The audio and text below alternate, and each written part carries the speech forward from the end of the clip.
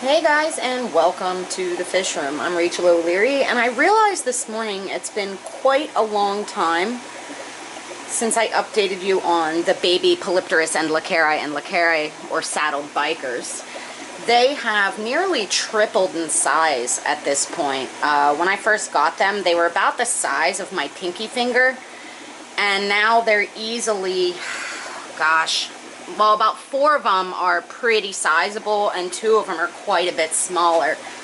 This is actually one of the smaller ones here. They're all eating really well, sinking pellets, super active and look fantastic. Right now I've been maintaining them in this 75-gallon aquarium with some wooden caves to allow them to avoid each other. And so far so good. They're being kept pretty warm and being fed a few times a day to encourage their growth. It's probably going to be a few years though before I can actually put them in with the big boys, which is not a bad thing since I still need to build that bigger aquarium.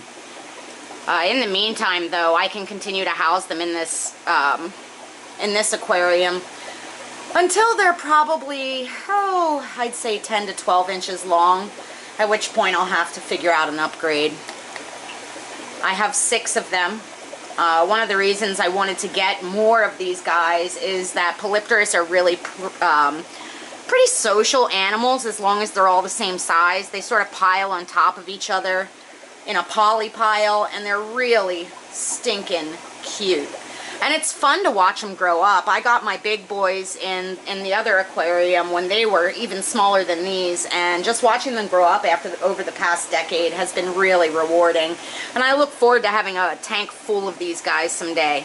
Now these guys are gentle giants. You can't keep them with any fish that they can fit into their mouth, but they're relatively docile otherwise, so really appropriate for a large fish setup.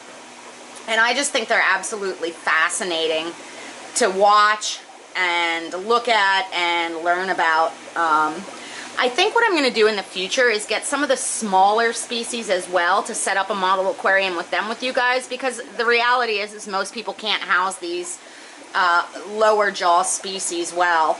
Lower jaw species in general get quite large and need a very big aquarium, and the upper jaw species that are in the market are way more suitable for the average aquarist to keep.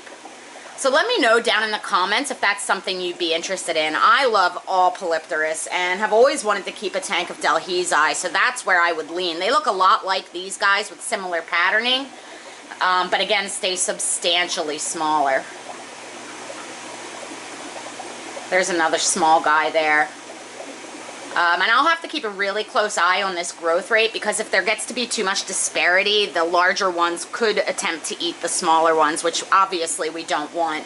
And if that happens, I'll have to either sell off the smaller ones or separate them to grow out. Now, I have considered as well selling this group for an extremely inexpensive price, because the source I got them from, while it was an extremely reputable source, these guys have some defects. Like if you look at the pectoral fin on this one, it's cupped instead of flat and paddle shaped, and that's probably from overcrowding at the wholesale facility, unfortunately.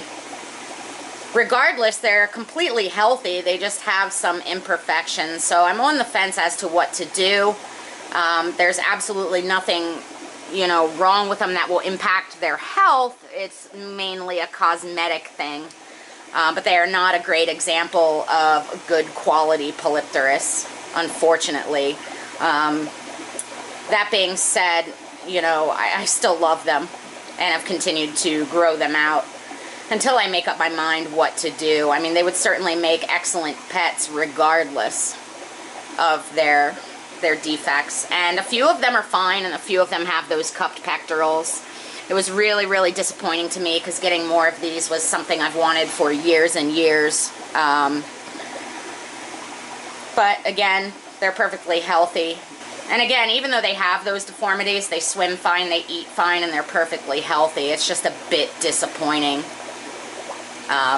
from a keeper standpoint, and really from a quality control standpoint from the retailer.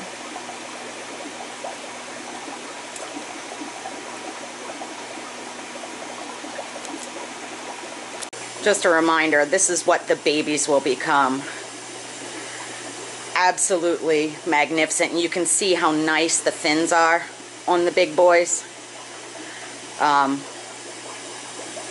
So it's really, really disappointing that the retailer I got them from did not do quality control. Again, it won't impact the baby's health at all. But, you know, when you're going to have a fish for 20 years, it would be nice if it wasn't damaged or imperfect. But I have quite a few fish that are perfectly imperfect, so we will see.